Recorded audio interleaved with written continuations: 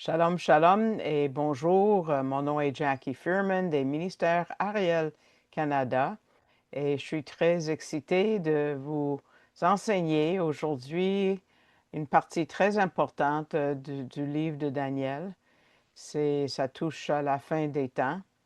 Et puis, c'est toujours le matériel du docteur Arnold Fruchtenbaum, qui est le fondateur des ministères Ariel autour de la planète, et aussi jumelé avec les enseignements du leader messianique, M. Jacques-Isaac Gabizon. Donc, c'est ce qu'on va regarder aujourd'hui. Et je vous invite d'ouvrir vos Bibles à Daniel au dernier chapitre, le chapitre 12. J'ai envie de faire jusqu'au verset 5, mais on va voir combien on va faire euh, avec le temps qu'on a. Une des lois d'interprétation biblique, c'est euh, la loi de la première mention, qui veut dire la première fois qu'une idée ou un mot est utilisé dans la Bible, il faut s'arrêter. Il faut regarder parce que c'est très important que Dieu ait choisi d'utiliser ce mot. On va voir un verset très puissant et le seul dans les Écritures hébraïques qui parle de quoi? Une double résurrection et qui divise les gens entre deux groupes. Un groupe pour la vie éternelle et un autre groupe pour euh, une honte continuelle et de la douleur sûrement. Et c'est tout à fait nouveau dans les Écritures hébraïques ici parce qu'avant ça, le voyage était très différent parce que tout ce qu'on voyait dans l'avenir, c'était une terre qui était surchargée du lait, du miel. On voyait le royaume messianique et on peut le voir dans beaucoup, beaucoup de livres, surtout des prophètes. Mais ici, Daniel nous présente un autre niveau de bénédiction qui n'est pas mentionné nulle part d'autre jusque-là, et ça, c'est le ciel. C'est Daniel, dans le fond, qui fait un pont entre l'Ancien et le Nouveau Testament. Il prépare le croyant de rencontrer son Sauveur, parce qu'avec Yeshua, notre citoyenneté est au ciel et pas sur cette planète ici. Sûrement, ça a surpris Daniel. C'était très nouveau pour lui parce que lui, il venait de prier au chapitre 9 au moins euh, par rapport à Israël parce qu'il croyait que la fin du diaspora était arrivée et il pensait que les temps messianiques étaient au point de commencer et que les Juifs devaient retourner à leur terre promise. Mais au moment qu'on lit le chapitre 12, il va au-delà de la terre. Il va plus loin que l'ère messianique, euh, plus loin que la Jérusalem terrestre jusqu'à ce que la ville céleste et qu'on appelle le nouveau ou la nouvelle Jérusalem. Donc, c'est tout à fait nouveau, mais c'est aussi une nouvelle difficile parce que le chapitre commence en nous disant qu'il va y avoir un temps de trouble qui est si terrible qu'il n'y a jamais eu auparavant. Est-ce que ça veut dire qu'il va y avoir un temps avec lequel on ne peut jamais comparer, euh, un temps qui est tellement horrible et mauvais et barbare que ça dépasse tout ce qu'on a déjà vu dans l'histoire? Euh, L'Holocauste, quand même, c'était pas assez pire. Est-ce que ça peut être vraiment pire que ça? C'est dur à imaginer, mais et il y en a qui pensent que Daniel 12 traite de l'Holocauste. Mais avec la destruction des villes, avec leurs enfants, et peut-être on peut aimer que ça pourrait dire ça, mais non, ça ne peut pas être l'Holocauste. Les circonstances sont tellement différentes. Le Messie n'est pas venu l'arrêter comme il va le faire au livre de Daniel. Il n'y avait pas encore de nation d'Israël. Il n'y avait pas encore, il n'y avait pas de temple à ce moment-là. Daniel 12 est futur pour nous. Même Jésus lui-même doit venir arrêter cette cet éparpillement du mal partout, parce que sinon, il n'y aurait personne qui survivrait. Mais il y a une application importante pour nous, pour ce qu'on va voir aujourd'hui, et je prie que l'information qu'on va voir dans ce dernier chapitre nous donne un sens de urgence, avec un amour accru pour nos voisins, nos familles qui ne connaissent pas le Seigneur, parce qu'il revient bientôt. Mais au début de ce chapitre, on est encore en train d'écouter ce que l'ange a à nous dire. Il est venu informer Daniel par rapport au temps de la fin, et c'est la tribulation. Donc, regardons le verset 1. Je vais lire verset 1 et le verset 2, mais ça va peut-être prendre toute l'étude, ces deux versets-là. Et en ce temps-là se lèvera Michaël. Ailleurs, il est appelé Michel, donc les deux sont acceptables. Le grand chef qui tient pour les fils de ton peuple. Et ce sera un temps de détresse tel qu'il n'y en a pas eu depuis qu'il existe une nation jusqu'à ce temps-là. Et en ce temps-là, ton peuple sera délivré. Quiconque sera trouvé écrit dans le livre. Et plusieurs qui dorment dans la poussière de la terre se réveilleront, les uns pour la vie éternelle et les autres pour l'opprobre, pour être un objet d'horreur éternelle. OK, ça commence en ce temps-là. Ça, c'est comme le temps de la fin qu'on a déjà vu au chapitre 11, verset 40. Ça dit que Michaël ou Michel se lèvera. C'est qui Michel? C'est l'archange. Se lèvera, c'est un terme militaire, parce que lui entre en guerre contre Satan et contre les démons. Je vais juste vous mentionner l'Apocalypse chapitre 12, verset 7, quand ça dit « Il y eut un combat dans le ciel. Michel et ses anges combattaient contre le dragon. » Michel combat pour Israël. Le grand chef, parce qu'il était l'archange. C'est le seul qui reste maintenant, parce que Satan est déchu maintenant. Et il est le prince, le grand chef. Il est l'ange gardien sur le peuple d'Israël, parce qu'il se bat pour Israël, pour les fils de ton peuple. Évidemment, le peuple de Daniel, c'est les Juifs. Avez-vous déjà pensé au fait qu'Israël survivra à la tribulation à cause de Michel? Mais pourquoi choisir un ange? Pourquoi Dieu n'a pas intervenu lui-même personnellement? C'est pour régler une ancienne rébellion qui date depuis le Jardin d'Éden. Et quand un ange, même avant, quand un ange a décidé de se croire plus haut que Dieu, parfait, tellement puissant qu'il pouvait détrôner Dieu et prendre sa place. Et il essaye de faire ça encore aujourd'hui. On l'a rencontré au Jardin d'Éden, il était habillé comme un serpent. Et là, il a réussi à convaincre l'homme que lui aussi pouvait aspirer à être meilleur que Dieu. Donc, Dieu envoie à cet ange déchu un autre ange de son type, si vous voulez. Quelqu'un qui a les mêmes plumes, un égal. Parce que si Dieu lui-même intervient, c'est sûr, il n'y a personne, il n'y a rien qui peut s'opposer à Dieu. Donc, Dieu respecte les règles d'engagement, si vous voulez, et il envoie un ange du même type. Donc, personne ne va pouvoir se plaindre à la fin. Et Michael va faire une job merveilleuse à part ça, parce que c'est lui qui se bat contre Satan et il va gagner.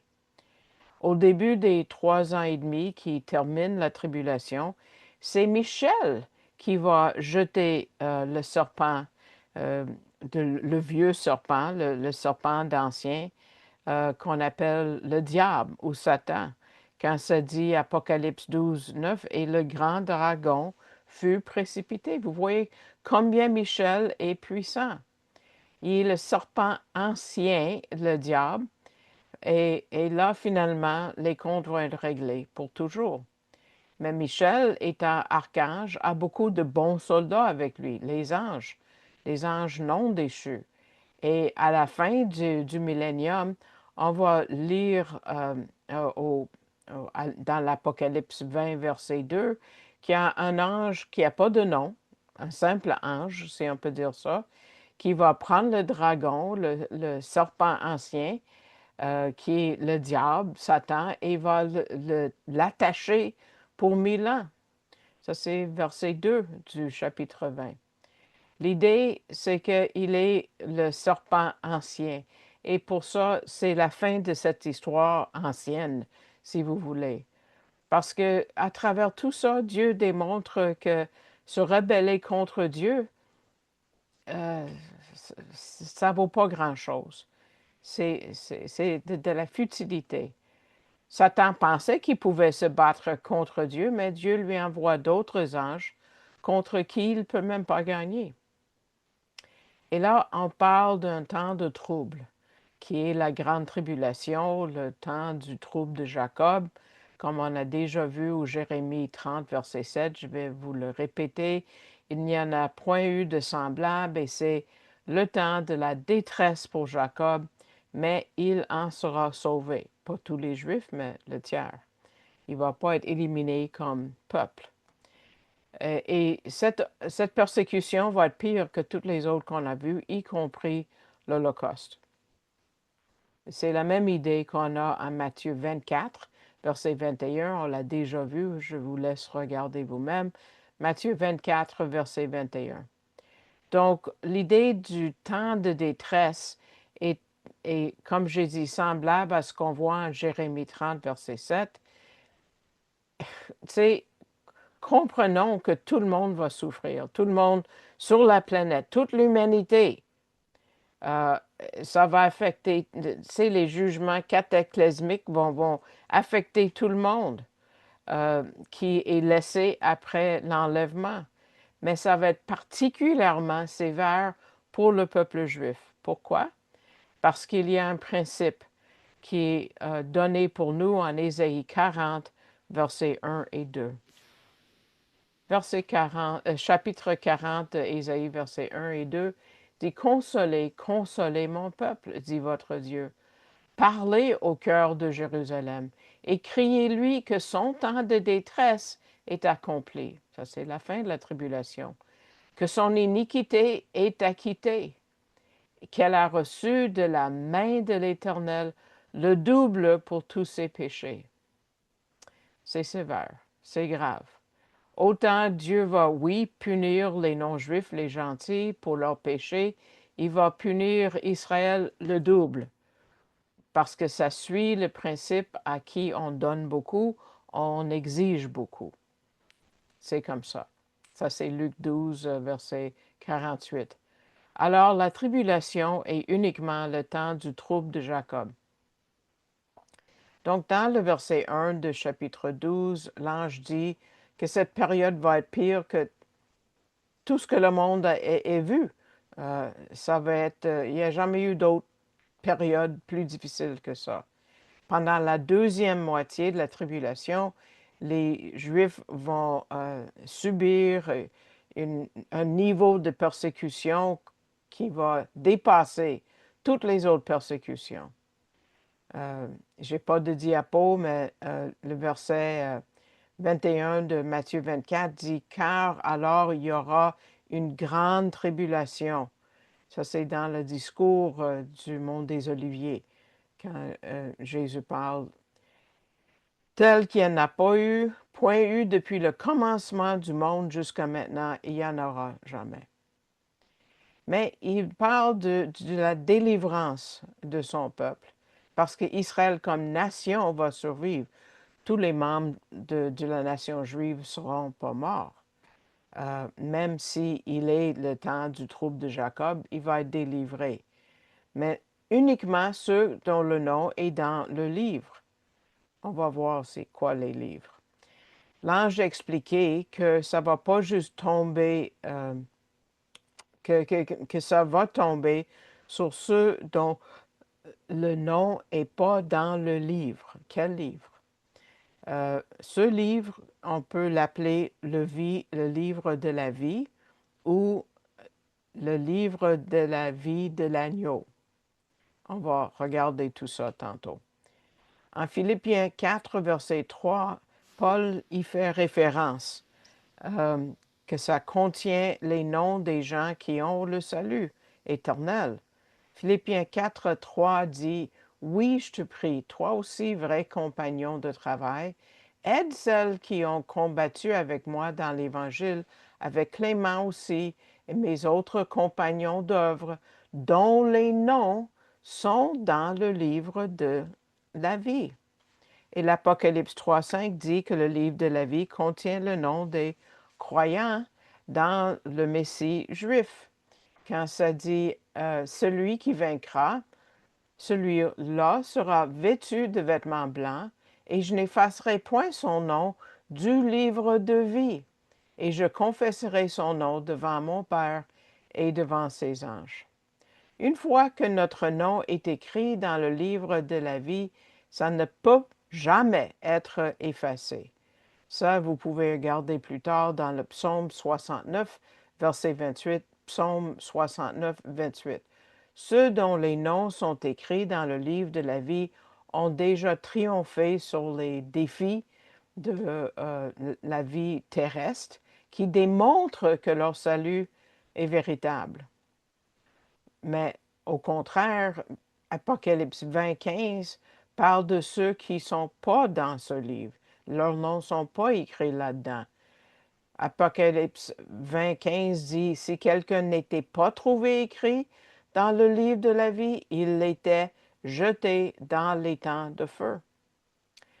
Bon, c'est quand tout ça? Apocalypse 17, verset 8 explique quand les noms de ceux qui sont rachetés sont écrits dans le livre de la vie. Apocalypse 17, 8, deuxième partie, partie B, ça dit « Et ceux qui habitent sur la terre, dont les noms ne sont pas écrits, quand?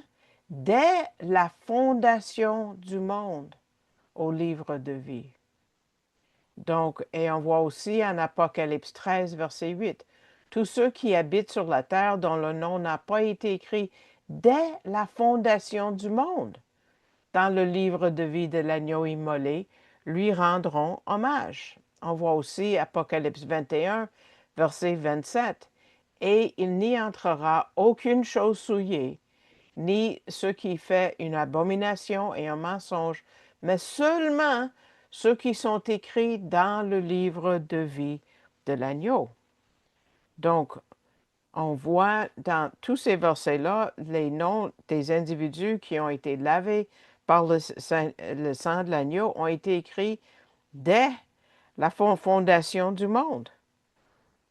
L'agneau qui a été immolé possède un livre avec les noms de tous les gens qui ont été rachetés par son sacrifice, et c'est eux qui vont entrer dans la Nouvelle Jérusalem et vivre toujours au ciel avec Dieu.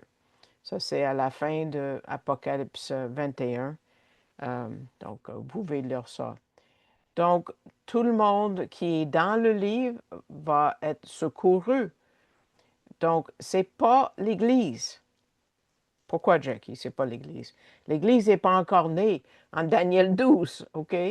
On parle des croyants juifs, du reste croyants juifs qui est même très petit. Ils sont, oui, c'est sûr que nous allons vivre juifs et gentils pour toujours, mais gardons le contexte de ce chapitre de Daniel, OK? Ces Juifs sont choisis par Dieu de survivre la tribulation. Il va y avoir beaucoup de gentils qui vont être sauvés aussi, parce que c'est un temps de réveil mondial, la tribulation. C'est la deuxième raison de la tribulation, pour mettre fin au mal et à la méchanceté, pour faire un réveil mondial. Et on va voir la troisième raison plus tard dans le chapitre 12 de Daniel. Donc, on voit les élus de Matthieu 24 au verset 22, quand ça dit « Si ces jours-là été abrégé, nulle chair n'eût été sauvé, mais à cause des élus, ces jours-là seront abrégés. OK? Donc, c'est juste le tiers des Juifs, comme on a déjà vu en Zacharie 13, versets 8 et 9. Juste 2 tiers vont mourir, 2 tiers des Juifs. Combien de gentils vont mourir, ça ne nous dit pas. Mais 2 tiers des Juifs mourront. Si c'était aujourd'hui, ça serait 10 millions. Je ne vais même pas y penser. Mais on arrive à la résurrection. Donc, c'est une bonne nouvelle pour certains et une mauvaise nouvelle pour d'autres. Donc, on arrive au verset 2. Et la façon que les traductions en français ont mis le verset 2 implique que la résurrection des justes et des injustes, c'est en même temps. Mais ce n'est pas vrai. C'est pour ça que ceux qui ne croient pas au millénium, les amillénaristes, croient qu'il y a une résurrection pour tous. Et on voit ça dans beaucoup de déclarations de foi de beaucoup d'églises, comme si tout le monde est ressuscité en même temps. Mais non. Apocalypse 25 sépare la résurrection des justes des injustes par 1000 ans. Oui, quand on le prend absolument littéralement, l'hébreu ne dit pas que les deux résurrections arrivent en même temps. Je vais vous donner une traduction plus littérale, même plus d'une. Et beaucoup parmi les dormeurs de la poussière de la terre. Dormir veut dire le corps ne bouge plus, mais la personne est réveillée ailleurs. Se réveilleront. Ceux-ci seront pour la vie éternelle, mais ceux, c'est-à-dire les autres dormeurs, qui ne se réveilleront pas à cette heure, seront dans la honte et le mépris éternel. Il va y avoir un espace de temps entre les deux. Sans dire combien, mais plus tard en Apocalypse 20, oui, on sait que ça va être 1000 ans. Donc, l'hébreu nous indique qu'il y a une séparation entre ces deux périodes de résurrection. Il y a un commentateur, Trégel, il s'appelait, il a suivi les commentateurs juifs de la façon qu'il a traduit le verset 2. Lui dit, et beaucoup parmi les dormeurs de la poussière de la terre se réveilleront. Ceux-ci seront pour la vie éternelle, mais ceux qui dorment, les autres, ceux qui ne se réveilleront pas à cette heure, seront honteux et méprisés éternels. Donc, encore une autre traduction littérale, et beaucoup parmi les dormeurs de la poussière de la terre se réveilleront. Ces derniers seront pour la vie éternelle, mais ceux, les autres dormeurs, ceux qui ne s'éveillent pas en ce moment, seront dans la honte et le mépris éternel. Donc, ça traite la résurrection après la tribulation.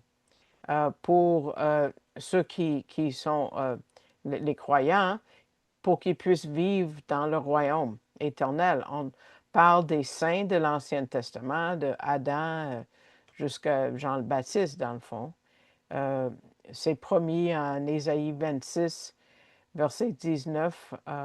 Ésaïe 26, 19 dit, « Tes morts vivront », on le sait. Ceux qui vont mourir pendant la tribulation en tant que croyants, on a leur histoire en Apocalypse 20, versets 4 à 6. On a le tiers d'Israël qui va survivre, qui va être rejoint par ces autres personnes. Et puis, ça dit beaucoup, plusieurs, beaucoup parmi les dormeurs. En anglais, ça dit tout, mais ce n'est pas l'idée de tout, c'est l'idée de beaucoup, très nombreux. Et les autres vont être ressuscités juste après le royaume. Même les rabbins disent que c'est deux temps différents, qu'il y a un espace de temps entre les deux. Il faut dire que les démons et les non-croyants sont ressuscités en Ésaïe 24, versets 21 et 22. Je vous laisse regarder Ésaïe 24, versets 21 et 22, les démons et les non-croyants. Et verset 5, comme on a déjà mentionné en Apocalypse 20, c'est ça dit les autres des morts ne sont pas ressuscités qu'après les 1000 ans. Aussi, dans l'Apocalypse 20, verset, c'est tout un chapitre, il faut le lire. Apocalypse 20, là, je vous donne verset 12. Ça dit, et j'ai vu les morts, les grands et les petits, debout devant le trône, et les livres furent ouverts, et un autre livre fut ouvert, celui du livre de la vie, et les morts étant jugés d'après ce qui était écrit dans les livres selon leurs actes. Donc ça, c'est un autre livre pour les non-croyants, pour juger quel degré de punition ils vont recevoir. Donc, certains vont avoir la vie éternelle, ceux qui sont ressuscités pour la vie éternelle de Daniel 12, 2, oui. Mais c'est la première mention dans l'Ancien Testament. On dit Chai Olam, pour ceux qui connaissent un peu l'hébreu. Et la première résurrection, c'est encore Apocalypse 20, versets 4 à 6. Et là, je vais vous mettre les grosses lignes dedans. J'ai vu les âmes de ceux qui avaient été décapités à cause de leur témoignage. Donc, ce sont les croyants de la tribulation et ceux qui n'avaient pas adoré la bête ni son image et qu'ils prirent vie et régnèrent avec le Christ pendant 1000 ans. Le reste des morts ne revenait pas à la vie qu'après les 1000 ans. C'est la première résurrection. Béni et saint est celui qui a une part de la première résurrection. Sur eux, la seconde mort, qu'on va parler tout à l'heure, n'a aucun pouvoir. Mais ils sont prêtres de Dieu et du Christ et régneront avec lui pendant 1000 ans. Donc, je me répète un peu, mais je veux que ça soit clair. Donc, il y en a qui vont vivre ce mépris euh, et éternellement. Et ça, c'est la deuxième résurrection. La deuxième mort, si vous voulez. Le verset 14 de cette section dit, « Puis la mort et l'Hadès furent jetés dans le lac de feu. » C'est la deuxième mort, le lac de feu. OK? Qu'est-ce que les rabbins ont fait avec ce verset important de Daniel? L'idée de la résurrection n'était pas une idée étrangère, pas du tout. Monsieur Goldworm, il a fait une anthologie des perspectives rabbiniques de Daniel 12, versets 1 et 2. Il dit que beaucoup de rabbins interprétaient les versets en, en conséquence de l'arrivée du Messie. Un rabbin a écrit, « Cette génération verra les douleurs d'enfantement du Messie. » La tribulation de la génération du Messie est décrite dans les livres du Talmud. Il y a d'autres passages qui connectent Daniel 12, 2 avec le monde à venir, c'est-à-dire le royaume messianique. Et un autre rabbin, Shammai, qui a vécu à peu près au temps de Jésus, a dit il va y avoir 3 groupes de personnes le jour du grand jugement, à la fin du temps. Un qui sont entièrement justes, intéressant comment, un groupe des gens complètement mauvais, et un autre qui sont au milieu. Ceux qui sont complètement justes ou justifiés vont tout de suite être scellés pour la vie éternelle. Ceux qui sont entièrement mauvais vont être écrits et scellés pour la Géhenne, comme on a en Daniel 12, 2. Et ceux qui sont au milieu vont descendre dans la Géhenne pour un temps, pour être nettoyés. Purgatoire, n'est-ce pas? Ça vient des Juifs, la purgatoire. Pas du catholicisme, mais du judaïsme rabbinique. C'est nous qui l'avons inventé et les catholiques ont pris cette idée-là avec bien des autres. Et ça dit que c'est là où ils vont faire propitiation, payer pour leurs péchés. Ils vont crier dans leur douleur et éventuellement, ils vont sortir de là. Quelque chose. La maman de mon père a insisté que mon père jure qu'il prie pour elle à tous les jours après sa mort pendant 11 mois. Écoute bien ce qui est écrit dans les années 1700, OK? Ça dit, 3 classes de personnes apparaissent le jour du jugement. Les parfaitement justes, les grossièrement méchantes et la classe intermédiaire, comme je viens de vous dire. Les Juifs qui pêchent avec leur corps, ainsi que les non-Juifs qui pêchent avec leur corps, descendent à Géhenne, et leur punition est d'y rester pendant 12 mois. Ma grand-mère ne pensait pas qu'elle était si pire, donc elle a dit 11 mois, ça doit suffire. Après ce temps, leurs corps sont détruits. Donc, c'est un genre de annihiliste idée. Leurs corps sont détruits et leurs âmes brûlées. Et les vents dispersent et retournent leurs cendres sous la plante des pieds des justes.